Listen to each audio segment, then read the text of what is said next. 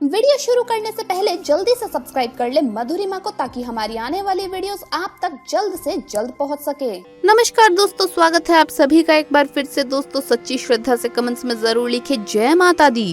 दोस्तों चैत्र नवरात्रे इस बार 2 अप्रैल को शुरू हो रही हैं और 11 अप्रैल को समाप्त होंगे। नवरात्रे के ये दिन माँ आदि शक्ति दुर्गा को समर्पित होते हैं। इन दिनों माँ दुर्गा के 9 अलग अलग स्वरूपों की पूजा की जाती है। इस बार माता रानी नवरात्रे में डोली पर सवार होकर अपने भक्तों के घर आएंगी। नवरात्रि का पावन अवसर माँ दुर्गा को प्रसन्न कर उनका आशीर्वाद प्राप्त करने के लिए ये समय सबसे प्रिय, अति उत्तम और बहुत ही खास माना जाता है। दोस्तों हम सभी चाहते हैं कि नवरात्रि के 9 दिनों तक माता रानी हमारे घरों में वास करे, हम पर प्रसन्न हो, हम पर सदैव अपना आशीर्वाद बनाए रखें। लेकिन क्या आप जानते हैं कि हमारे घरों में कुछ ऐसी चीजें होती हैं जिनकी वजह से माता रानी हमारे घर में प्रवेश नहीं करती। माता रानी को साफ सफाई बेहद पसंद है। टूटी फूटी खराब बंद चीजों के चलते घर में नकारात्मक ऊर्जा का प्रभाव रहता है और ऐसे घर में माता रानी का आगमन नहीं होता। दोस्तों आज की इस वीडियो में हम आपको कुछ ऐसी चीजों के बारे में बताने जा रहे हैं जिन्हें नवरात्रि से पहले घर से बाहर निकाल देना सबसे उचित माना गया है। अगर आप इन चीजों को नवरात्रि से पहले घर से बाहर निकाल देंगे तो इससे आपको माँ दुर्गा का आशीर्वाद प्राप्त होगा, साथ ही आपकी आर्थिक समस्या भी दूर हो जाएगी। तो आइए शुरू करते हैं। आगे बढ़ने से पहले आपसे रिक्वेस्ट है कि वीडियो को लाइक करें, अपने दोस्तों के साथ शेयर करें और अगर आपने अभी तक चैनल को सब्सक्राइब नहीं किया तो सब्सक्राइब करके बेल आइकन जरूर प्रेस कर लें। दोस्तों नवरात्रि के 9 दिन बहुत ही पवित्र होते हैं। नवरात्रि के इन 9 दिनों में आचार विचार और घर को साफ सुथरा और पवित्र रखना अति आवश्यक है। इसीलिए नवरात्रि के 9 दिनों में ब्रह्मचर्य का पालन किया जाता है और तामसिक भोजन ग्रहण नहीं किया जाता। नवरात्रि के 9 दिनों में माता रानी के भक्तों को प्याज, लहसुन, मांस, मदिरा और अंडे से दूर रहना चाहिए। अधिकतर भक्त इन नियमों का पालन भी करते हैं, लेकिन एक गलती वो कर बैठते हैं, वो नवरात्रि के 9 दिनों में अपने घर इन अपवित्र चीजों को रख लेते हैं। ऐसा भूल कर भी नहीं करना चाहिए। भगवत पुराण के अनुसार नवरात्रि के 9 दिनों तक माता रानी अपने भक्तों के घर में वास करती है। अगर आप भी चाहते हैं कि माता रानी आपके घर में वास करे तो आप अपने घर के वातावरण को पवित्र रखें और नवरात्रि शुरू होने से पहले ही अपने घर से प्याज, लहसुन, मीट, अंडा और मदिरा को बाहर निकाल दें। अपने घर को साफ रखें। इन वस्तुओं को घर से बाहर निकालने के बाद अपने घर में गंगा जल का छिड़काव अवश्य करें।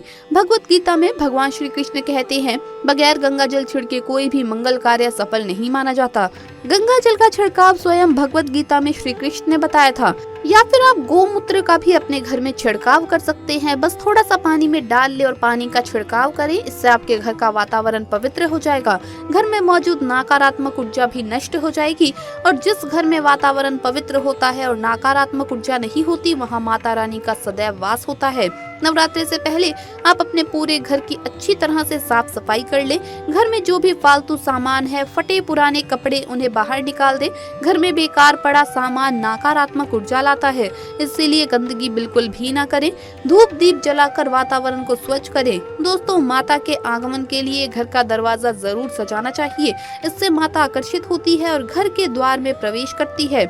माँ के आगमन के लिए द्वार को फूलों से सजाना चाहिए। दोस्तों कई लोग ऐसे होते हैं जो माता रानी की चौकी कागज बिछाकर बनाते हैं, जो कि बिल्कुल गलत माना जाता है। माता की चौकी के लिए आप नीचे लाल कपड़ा ही बिछाएं। काला कपड़ा और सफेद कपड़ा भूल कर भी नहीं बिछाना चाहिए। ध्यान रखें कपड़ा फटा भी नहीं होना चाहिए। दोस्तों अगर आपके घर में देवी देवताओं की खंडित मूर्तियां या फटा हुआ चित्र अगर हो तो उसे किसी पवित्र नदी में विसर्जित कर दें, क्योंकि ऐसी मूर्तियां और चित्र दुर्भाग्य लाती है। देवी देवताओं की खंडित मूर्ति की पूजन ना करें और ना ही उन्हें घर में रखें, क्योंकि उन्हें घर में रखना बुरा माना जाता है। दोस्तों अधिकतर लोग अपनी छत पर या अपने घर के मुख्य दरवाजे के आसपास कबाड़ इकट्ठा कर लेते हैं। ऐसा करना अशुभ माना जाता है। अगर आपने भी अपने घर के मुख्य दरवाजे पर या छत पर या फिर खासकर घर के उत्तर दिशा में कबाड़ इकट्ठा कर दिया है तो नवरात्रि शुरू होने से पहले उस कबाड़ को घर से अवश्य ही निकाल दें। दोस्तों अगर आपके घर कोई भी बंद घड़ी है तो नवरात्रि शुरू होने से पहले उसे अपने घर से हटा दे और नई घड़ी ले आइए और उसकी मरम्मत करवा ले। घड़ी को प्रगति का प्रतीक माना जाता है। बंद घड़ी समय से पीछे चलती है और हमारी प्रगति में बाधा डालती है। इसीलिए नवरात्रि शुरू होने से पहले ही आप बंद घड़ी को घर से बाहर निकाल दें। दोस्तों अगर आपके घर के मंदिर में किसी भी तरह का कोई फालतू सामान रखा है, जैसे कि सड़े गले फूल, अगरबत्ती, धूप बत्ती के डिब्बे या माचिस आदि की डिब्बी या कोई भी खाली पैकेट मंदिर में ना रखें, या फिर कोई फटी पुरानी धार्मिक पुस्तक या भगवान के कोई भी पुराने कपड़े जो फट गए हों या मुकुट माला जो खराब हो गई हो तो उन्हें आप जितना जल्दी हो सके अपने मंदिर से हटा दें। नवरात्रि से पहले आप अपने मंदिर की और मंदिर के आसपास की साफ सफाई अवश्य करें, तभी माता रानी की चौकी स्थापित करें। इसके साथ ही आप अपने धन रखने के स्थान की सफाई भी अवश्य करें, क्योंकि नवरात्रि के दौरान माता लक्ष्मी भी घर में प्रवेश करती है। धन रखने के स्थान पर किसी भी तरह का कोई भी फालतू सामान, टूटा हुआ सामान ना रखें। धन रखने के स्थान को मंदिर की तरह ही साफ रखें। नवरात्रि के दौरान माता रानी की पूजा में कोड़ियों को शामिल करें। माता रानी के साथ साथ रोजाना कोड़ी का भी पूजन करें। इसके बाद आप कोड़ी को धन रखने के स्थान पर रख सकते हैं। ऐसा करने से बरकत हमेशा होती है। अगर आपके पास पुराने जूते चप्पल इकट्ठे हो गए हैं तो नवरात्रि से पहले उन्हें घर से बाहर निकाल दें। पुराने जूते चप्पल की अशुभता के कारण ही घर में नकारात्मक ऊर्जा आती है और घर में अशांति और कलह का माहौल रहता है। नवरात्रि आने से पहले घर से जाले निकालना ना भूलें। जिस घर में मकड़ी के जाले होते हैं तो उस घर में माता रानी कभी भी वास नहीं करती। साथ ही साथ टूटे फूटे बर्तन अगर घर में पड़े हो या टूटा हुआ आईना भी अगर घर में हो तो उसे भी निकाल दें। साथ ही घर में टूटे फूटे ईंट पत्थर भी नहीं रखने चाहिए, इससे माता लक्ष्मी नाराज हो जाती है। दोस्तों, भूल कर भी माता रानी को ये चीज कभी भी अर्पित मत करना, नहीं तो सारी जिंदगी बर्बाद रहोगे। ये ऐसी वस्तु माता रानी के पूजन में भूल कर भी इस्तेमाल नहीं करनी चाहिए और वो चीज है दोस्तों नारियल। हिंदू धर्म में नारियल को समृद्धि, धन, श्रद्धा और सम्मान का सूचक माना जाता है। नारियल को श्रीफल भी कहा जाता है। नारियल को सुख समृद्धि में वृद्धि करने वाला माना जाता है। नारियल का हर मांगलिक कार्य में विशेष महत्व होता है। जैसा कि आप सभी जानते हैं कि माता रानी के कई मंदिरों में नारियल से बलि भी दी जाती है और माता रानी के पूजन में नारियल का इस्तेमाल हम सभी करते हैं। खासकर कलश की स्थापना नारियल रखकर ही की जाती है। माता रानी के पूजन में हम नारियल का इस्तेमाल करते समय कुछ गलतियां कर बैठते हैं। दोस्तों, नारियल कई प्रकार के होते हैं। एक हरा, दूसरा सूखा जिसके अंदर पानी होता है। जिस नारियल के अंदर पानी होता है, माता रानी के पूजन में सदैव पानी वाला जटा वाला नारियल ही इस्तेमाल करें।